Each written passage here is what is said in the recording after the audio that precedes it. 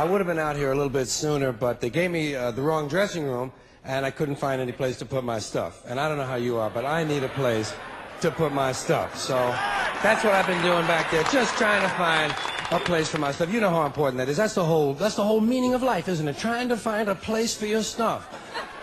That's all your house is. Your house is just a place for your stuff. If you didn't have so much goddamn stuff, you wouldn't need a house. You could just walk around all the time. That's all your house is. It's a pile of stuff with a cover on it.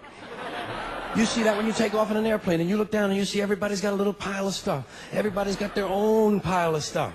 And when you leave your stuff, you got to lock it up. Wouldn't want somebody to come by and take some of your stuff. They always take the good stuff. They don't bother with that crap you're saving. Ain't nobody interested in your 4th grade arithmetic papers. They're looking for the good stuff. That's all your house is. It's a place to keep your stuff while you go out and get more stuff. Now, sometimes you've got to move. You've got to get a bigger house. Why? Too much stuff. You've got to move all your stuff. And maybe put some of your stuff in storage. Now imagine that. There's a whole industry based on keeping an eye on your stuff. Enough about your stuff. Let's talk about other people's stuff. Did you ever notice when you go to somebody else's house, you never quite feel 100% at home? You know why? No room for your stuff. Somebody else's stuff is all over the place. And what awful stuff it is. Where did they get this stuff? And if you have to stay overnight at someone's house, you know, unexpectedly, and they give you a little room to sleep in that they don't use that often, someone died in it 11 years ago, and they haven't moved any of his stuff.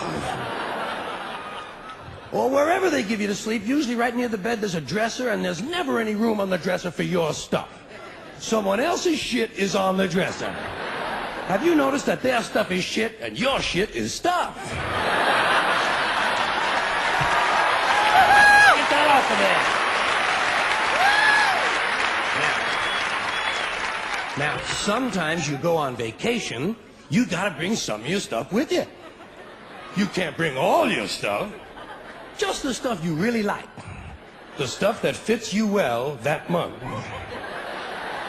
Let's say you're gonna go to Honolulu. You're gonna go all the way to Honolulu. You gotta take 2 big bags of stuff, plus your carry-on stuff, plus the stuff in your pockets.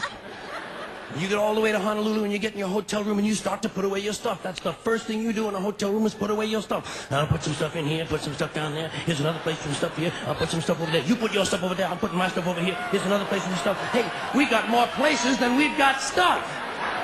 We're gonna have to buy more stuff. Yeah.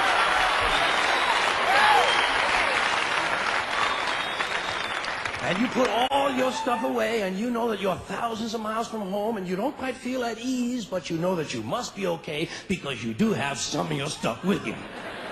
And you relax in Honolulu on that basis. That's when your friend from Maui calls and says, hey, why don't you come over to Maui for the weekend, spend a couple of nights over here? Oh, shit, no. Now what stuff do you bring?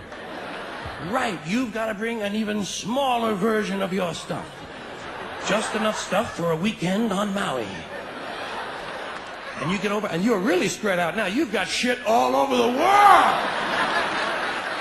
You've got stuff at home, stuff in storage, stuff in Honolulu, stuff in Maui, stuff in your pockets. Supply lines are getting longer and harder to maintain. But you get over to your friend's house in Maui and they give you a little place to sleep, and there's a little window ledge or some kind of a small shelf, and there's not much room on it, but it's okay because you don't have much stuff now.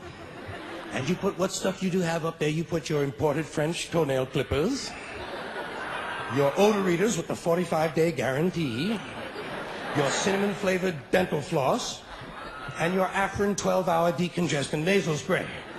And you know you're a long way from home, you know that you must be okay because you do have your Afrin 12-hour decongestant nasal spray. And you relax in Maui on that basis. That's when your friend says, hey, I think tonight we'll go over the other side of the island and stay at my friend's house overnight. Oh, shit, no. No! What do you bring? Now you just bring the things you know you're gonna need. Money, keys, comb, wallet, lighter, hanky, pens, cigarettes, contraceptives, Vaseline, whips, chains, whistles, dildos, and a book.